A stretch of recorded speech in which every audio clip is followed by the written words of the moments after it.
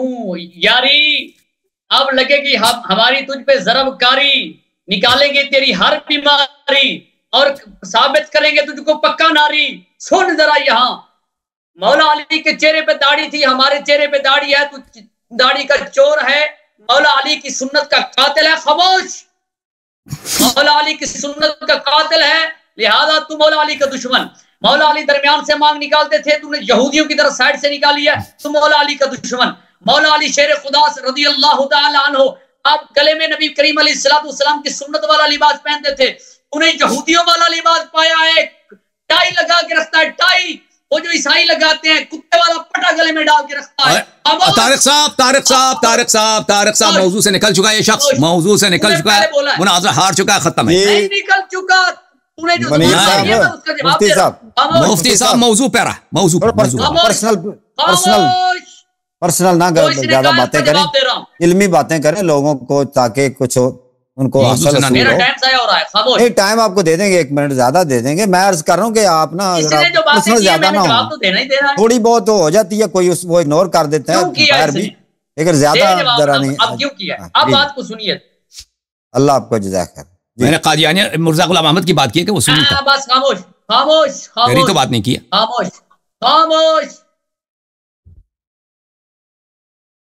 تو یہ ہے ضرب، جس کے بعد فوراً چیخا۔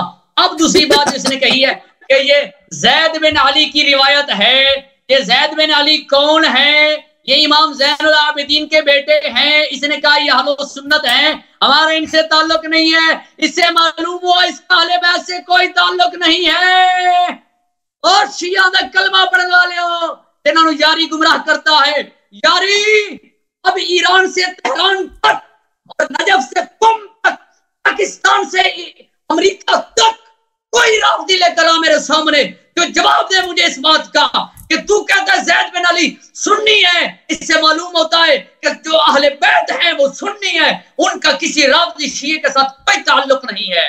ہاں اگر ہمت ہے تو اس کو جواب دینا۔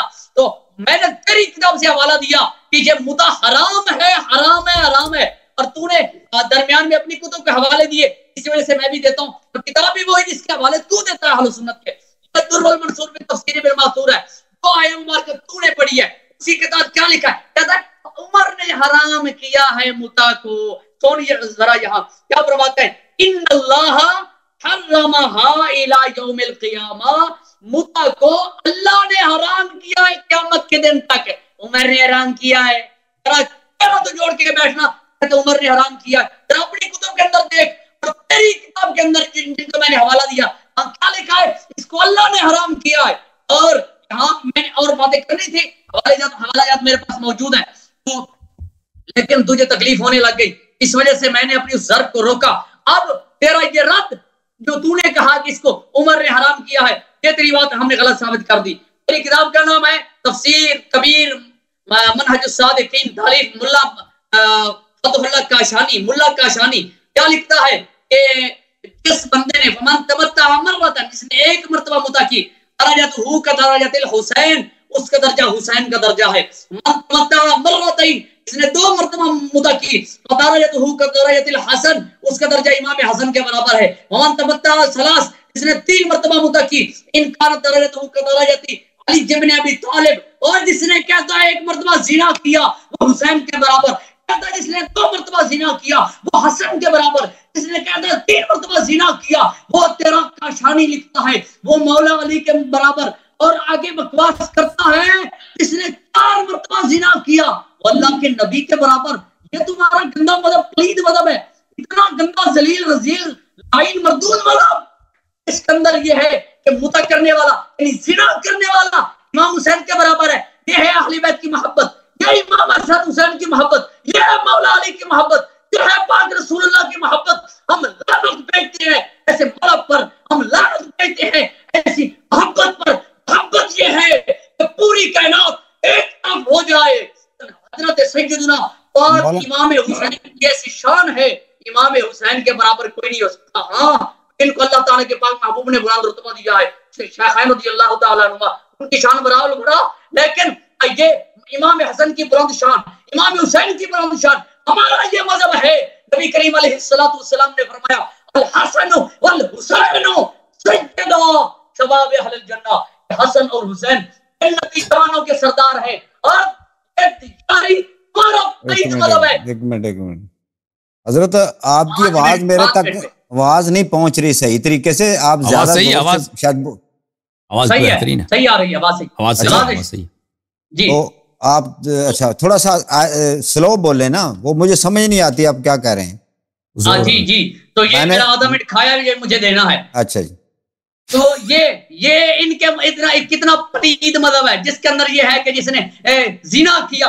اب یہاں بات یہاں تک کی نہیں رکی، بات اس سے آگے چلتی ہے، اور یہ ان کی کتاب جو منہج الصادقین ہے، اس کا جناب والا یہ ملا فتح اللہ کاشانی کیا لکھتا ہے، سنیے گا، لکھتا ہے کہ پروردگار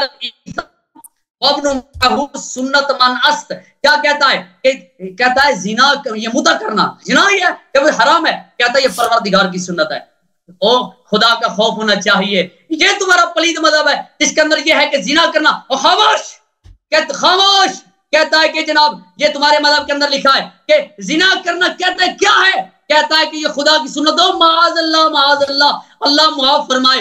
اتنا پلید مذہب ہے یہ یاری کا، یاری طرف مذہب اتنا پلید ہے اس کے اندر خدا کی گستاخی، اللہ کے قرآن کی گستاخی، لم یلد ولم یولد ولم یکن لہ کفوا احد کا یہ انکار ہے، اور قرآن کا انکار کفر ہے۔ لہذا ثابت یہ ہوا، اس دلیل سے یہ ثابت ہوا کہ یہ رافضی مذہب جو ہے یہ خدا کا گستاخ، یہ قرآن کا گستاخ، یہ امام حسن کا گستاخ، یہ امام حسین کا گستاخ، یہ مولا علی کا گستاخ، اور خود اللہ کے پاک نبی کا گستاخ، اور خود خدا کا گستاخ، اتنا پلید مذہب۔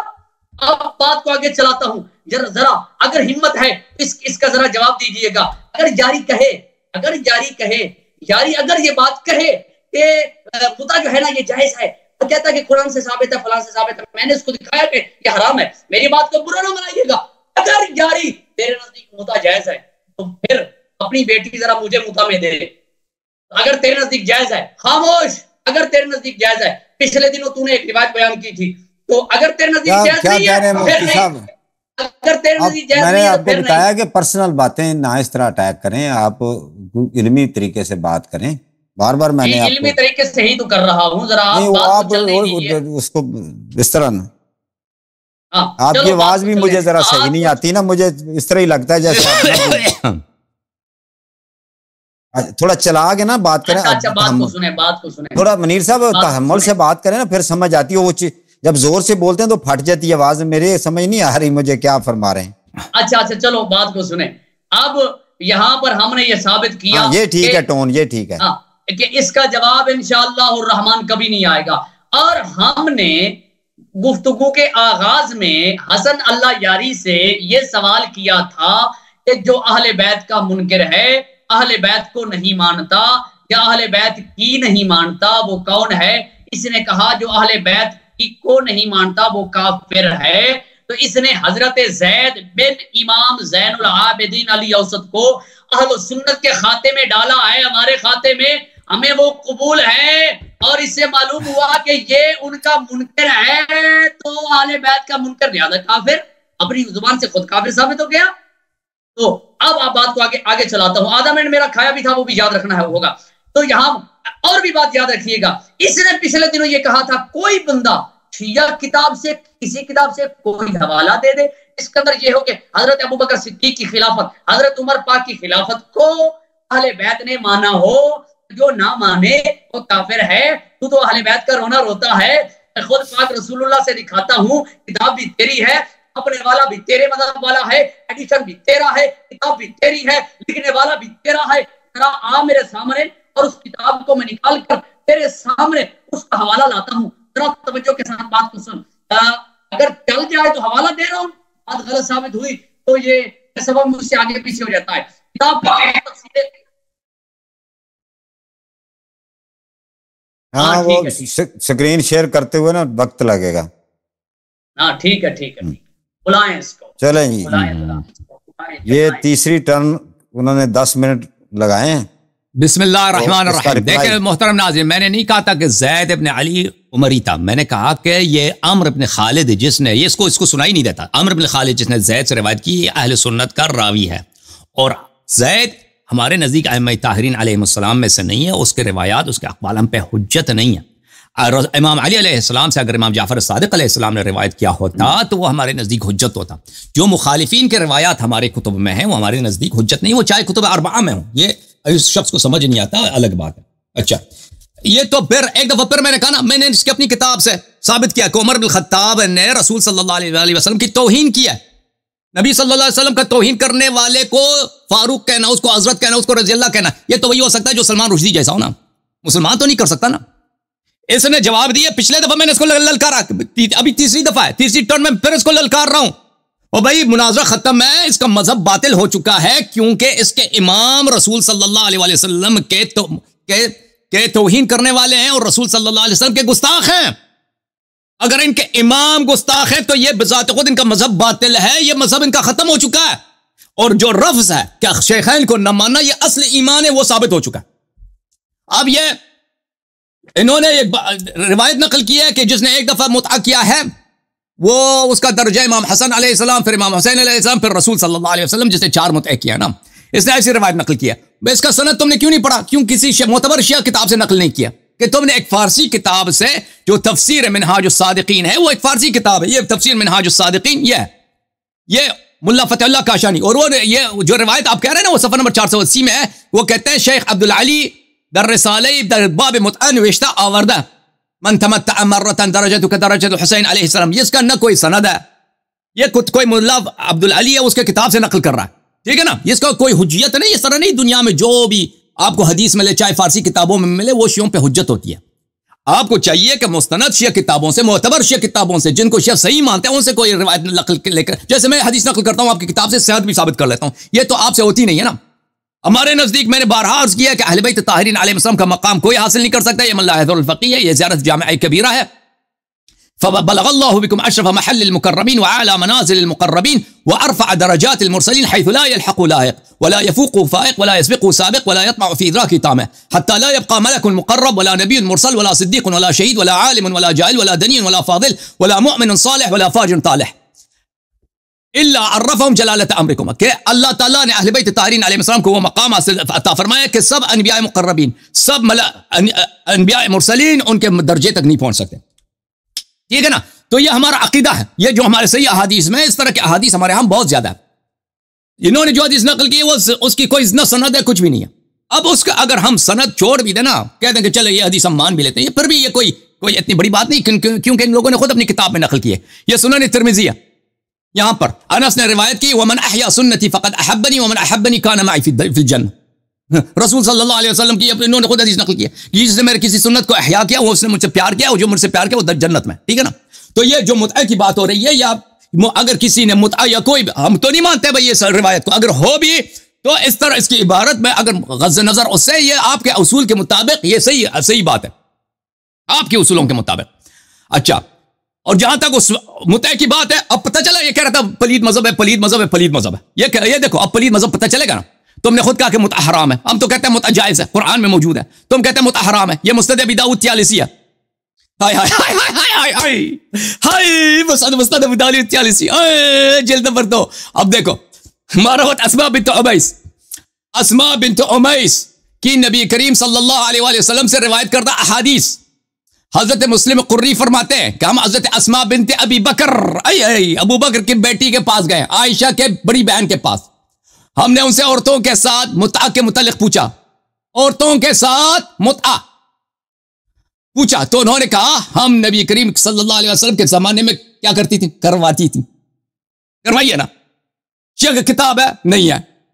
شیعہ کتاب تمہاری کتاب ہے، جس نے کروائی ہے نا، جس نے کرواتی تھی کتنی دفعہ کروائی ہے، یہ تمہاری کتاب ہے نا، تمہاری کتاب ہے، صحیح ہے.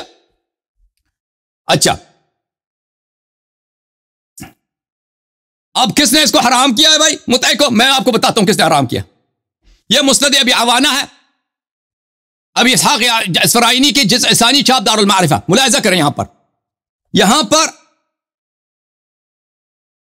میں آپ کی خدمت میں عرض کروں کہ عمر بن الخطاب کا خطبہ، فلما ولی عمر بن الخطاب خطب الناس، عمر بن الخطاب کو جب حکومت ملی تو اسے خطبہ دیا، ان القرآن پھر کہا وانہما كانت متعتان على عہد رسول اللہ صلی اللہ علیہ وآلہ وانہا عنہما وعاقب علیہما، دو متعتے جو رسول صلی اللہ علیہ وسلم کے زمانے تھے میں اس کو حرام کر دیتا ہوں اور ان پہ میں حد جاری کروں گا، ایک متعت الحج ہے اور والاخرى متعت النساء، جس نے متعے کو حرام کی اپنی کتاب میں موجود ہے، تو عمر بن الخطاب نے کیا، اس کے دلائل بہت زیادہ ہیں۔ اچھا میرے محترم ناظرین، میں ایک اور آپ کو بتاتا ہوں تاکہ بالکل بات صحیح ہو جائے، تاکہ ان کی طبیعت بالکل صاف ہو جائے، کہ انہوں نے کہا کہ پلید مذہب، میں بتاتا ہوں پلید مذہب کس کیا۔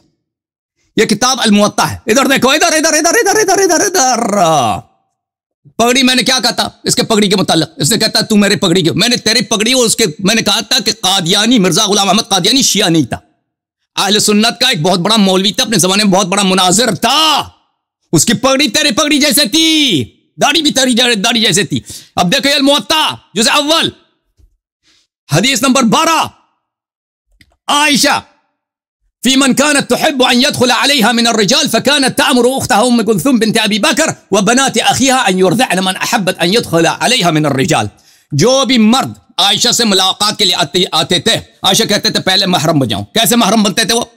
کہتے تھے میری بہن کے پاس جاؤ، میرے بھتیجوں کے پاس جاؤ، میرے بھانجوں کے پاس جاؤ، ابو بکر کی بیٹیاں، ابو بکر کی بہویں، ابو بکر کی پوتیاں تمہیں پستان دیں گی، 5 دفعہ تم نے پستان کو چوسنا، پھر تم میرے جو ہے بانجے بنو گے یا تم میرے بتیجے بنو گے، پھر آ جانا ادھر۔ مردوں کو اس طرح وہ محرم بناتی تھی۔ یہ کتاب ہے مسند احمد ابن حنبل جلد نمبر 43، ملاحظہ کریں، كانت عائشة تأمر أخواتها وبنات إخوتها وأن يرضعن من أحبت أن يراها ويدخل عليها وإن كان كبيرا 5 رضعات۔ حدیث صحیح کہ عائشہ کے پاس جو بھی آنا چاہتا تھا، عائشہ پہلے اس کو ابو بکر کی پوتیوں کے پاس، بیٹیوں کے پاس، بہوؤں کے، یہ ابو بکر کا گھر ہے بھائی، یرضعن ان کو پستان دے دیتی تھیں۔ ہائے ہائے ہائے ہائے ہائے ہائے۔ اب بھائی تمہارے تم نے مجھ سے پوچھا نا، ادھر دیکھو، پوچھا کہ اپنی بیٹی کا مجھ سے متعلق کراؤ گے، تم مجھے بتانا، تمہارے گھر مہمان آ جائے تم ابو بکر کی سنت پہ چلو گے؟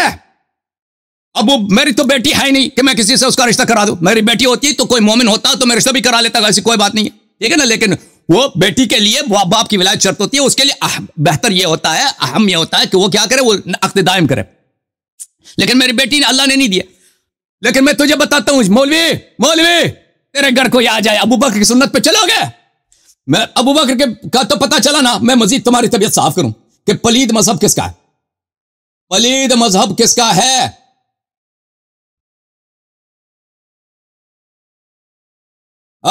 یہ کتاب ہے، اب پتہ چلا نا، اس کے دوسرے خلیفے کا میں نے بتایا تھا، دوسرے خلیفے کا کہ اس کا کیا تھا کہ اس نے نبی صلی اللہ علیہ وسلم کی توہین کی تھی۔ اب پہلے خلیفہ کی حالت دیکھو جی، نبی صلی اللہ علیہ وسلم مدینے میں زندہ اور ابو بکر کی بیوی کیا کر رہی ہے، ام رومان، ٹھیک ہے نا، تیری نانی، یہ صحیح بخاری ہے، ملاحظہ کر صفحہ نمبر 940، باب من قال لا رضاع بعد حولین، عن عائشہ ان النبی دخل علیہا، نبی صلی اللہ علیہ وسلم عائشہ کے پاس آئے، وعندها رجل، اس کے پاس ایک مرد بیٹھا ہے، اجنبی مرد، فکأنہ تغیر وجہہ، نبی صلی اللہ علیہ وسلم کو غصہ ہے کہ آدمی یہاں پہ کیا کر رہا، کأنہ کرے ذالک، نبی صلی اللہ علیہ وسلم کو برا لگا، قالت انہ اخی، یہ تو میری ماں نے اس کو دودھ پستان دیے جی، میرے ماں نے اس کو پستان دیا، یہ میرا رضائی بھائی بن چکا ہے۔ فقال انظرنا من اخوانکن فانما الرضاع من المجاعہ، فرمایا کہ ہر ایک بھائی نہیں بنتا، بڑا آدمی بھائی نہیں بنتا، وہ چھوٹا بچہ ہے 2 سال سے پہلے اس کو دودھ دے دو تو وہ بھائی بن جاتا ہے۔ تو پتہ چلے، ادھر دیکھو، پلید مذہب دیکھو، ادھر پلید مذہب پتہ چلے، جس کا امام خلیفہ ابو بکر، اس کی بیوی مردوں کو پستان دیتی تھی، وہ اب مجھے بتاؤ یار، میں سے زیادہ کیا کہوں؟ غیرت ہے تو شیعہ بن جاؤ، مردانگی شرافت ہے تو شیعہ بن جاؤ بھائی، ایسے ابو بکر عمر کو اتباع نہ کرو، دنیا میں بھی شرمندگی، آخرت میں بھی شرمندگی۔ یہ جواب دے دے، میرے ایک اعتراض کا یہ جواب دے دے، نہیں دے گا یہ، عمر نے رسول صلی اللہ علیہ وسلم کی توہین کی، تو نے جواب نہیں دیا، مناظرہ ختم ہے، گستاخ نبی کافر ہوتا ہے، تو بھی کافر ہے۔